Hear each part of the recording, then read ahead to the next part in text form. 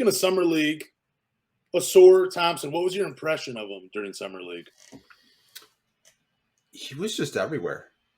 Like, when we talked about him last week, I think there was only maybe 1 or 2 Summer League games, and then he just had just a complete game or a complete Summer League, in my opinion. I thought he was just everywhere on the court.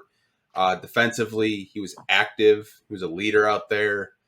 And dude, the amount of posters this guy had, like, it seemed like every time I looked, he had a highlight dunk. Like, he dunked over his boy, Barlow, who's on the Spurs, who, they played together in OTE. He had that really nice alley-oop that's from Sasser, which everyone this keeps talking about. Absolutely loved it.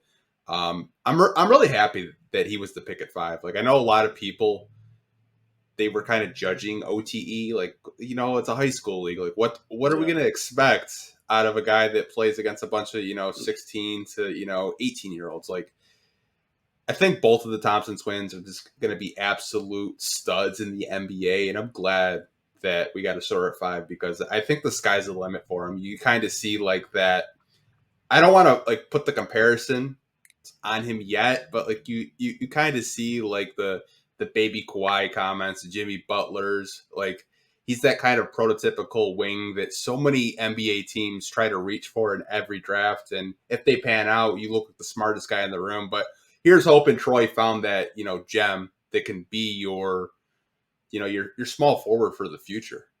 He just seems so perfect too. Like we were taught as soon as we knew the Pistons were drafting 5, we had we were talking about every prospect that you could draft at 5 that seemed like the smart choice. And it always felt like Ausar Thompson, at least from me personally, it felt like I always kept putting Ausar Thompson on the back burner. And I'm so glad I was wrong, because I just can't imagine any other rookie showing out in Summer League like he did for the Pistons. You just see how his game fits the current roster and how he's going to be able to grow with Cade, Ivy, Duren, Isaiah Stewart, and I'm going to throw Sasser into the mix. Like, you just see how all those guys are just going to gel, and you're really starting to see Troy Weaver's, vision come to life now with Ausar at 5. Like it's just such a perfect.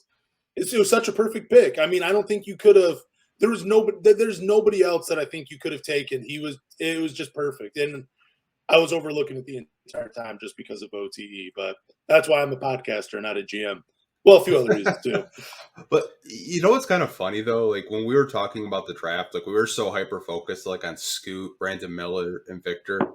I was listening back to some old podcasts, and I'm glad that I was kind of higher on Ausar than I was Amin, because now I sound really smart. Yeah. Kind of pat myself on the back a little bit. I was telling you, I was like, yeah, he's the better shooter of the Thompson twins. He just seems more under control. I don't want to say he was more under control than Amin because we only saw one game, but like the type of game that he plays, he doesn't seem like a rookie. Like, yeah. I didn't see too many turnovers. I didn't see too many mistakes. If he did make a mistake or the shot wasn't falling, he was scrapping for a rebound. He was, trying to fight through a screen defensively, which I think he's so good at that he just doesn't feel like a rookie. And I think that's why I'm so impressed with him as a player. Yeah, his defense is the thing that impressed me the most. I mean, I get it was Summer League, but there was a stat, I forgot who threw it out there, but it was when he was defending a shooter and got the hand in the face, they were shooting like 21%. And we're talking about guys like Grady Dick, who came in to, he was drafted by the Raptors and he was known for shooting the ball.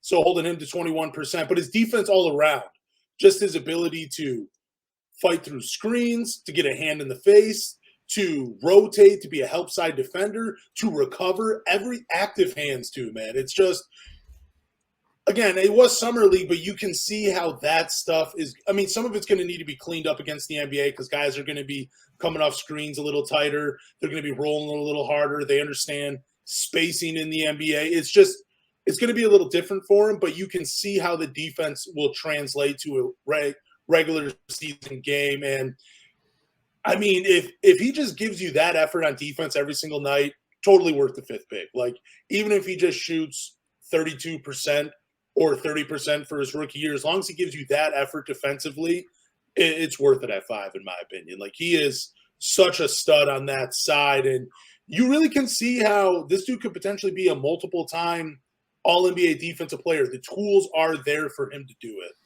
And I'm not going to predict that he'll be there on those teams multiple times. I'm just going to say that the tools for him to do it, they are there. And yeah, he's very impressive, man. It's crazy.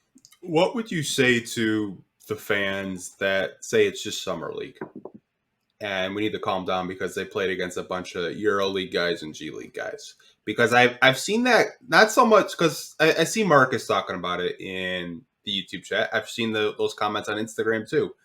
Some people say, it's the G League. He didn't really play against, top tier NBA guys. He didn't go out there and, get a double-double against Paul George or Kawhi Leonard. What would you say to those fans right now?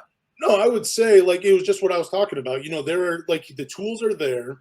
Things are going to have to be cleaned up. I mean, you can tell this dude is diligent about basketball, and he is, as much of a player as he is a watcher. Like, this dude's going to be breaking down film. He's going to learn tendencies. He's definitely going to have some rough moments during the NBA season. I'm not saying he's going to lock up everybody in the NBA right away. He's definitely going to have a rough road and some obstacles ahead of him his first year. But you can see the tools that are there. It's that effort. It's the communication. There are moments where he's pointing to people on the defensive end. You need to be here. This is who you need to be picking up. I mean, I don't know if he was saying those exact words, but when he's pointing his finger, telling guys, you can see like the communication, the thing that the Pistons haven't had on defense, they're getting with this guy. Those are the things that are going to translate. Again, a few things need to be cleaned up, but I mean, I feel like we're not getting ahead of ourselves. We're not saying anything too crazy. So what I would say would just be, yeah, you're right. It is against Summer League. It is against G League talent, but all the guys in the Summer League, they're fighting for a roster spot. The effort, maybe the skill level isn't there as a regular NBA game, but the effort is 110% from all the guys that are playing. Nobody is taking a moment off because there are so many eyes on them and it is their livelihood. So maybe the skill isn't there, but the effort is there. And, I think it means something, and it's not offensive. It's not offensively. We're not talking Henry Ellison or Austin Day going out there and getting buckets. You know what I'm saying? Like, we're talking about a guy just showing up on the defensive end, and effort on the defensive end, that translates to the NBA. So that's why we're all a little excited about it. Yeah, like I said, I did want to address those comments because I have seen them quite a bit, even with Sasser's 40 points against the Pacers. People are like, who cares? It's the G League. Like, he's not doing that against NBA competition.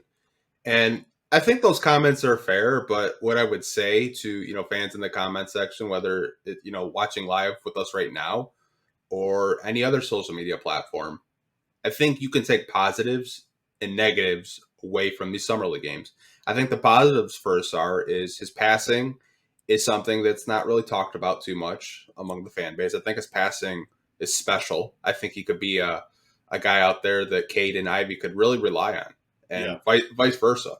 I think the negatives are the only thing with Ausar that I do want him to clean up is the handle a little bit. I think I want the handle to get a little bit tighter, but in the shooting. And I think both of those will come around because the kid is just a relentless worker. If you guys haven't already, go over to Overtime Elite's YouTube page. There's a 20-minute workout of him just working on fundamentals with Kevin Ali, their development coach over there. And you can kind of see the type of player that he is and the type of player that he wants to be. Like, the kid wants to be great. The kid wants to win a championship. We're going to talk about that in a couple more segments. But I think those comments are fair, but you kind of have to balance it out with the positive and the negatives.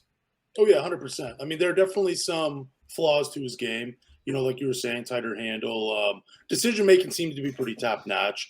The defense, there are moments there where, even though it is great so far, there are going to be lapses and there are going to be moments where he struggles defensively to contain some people.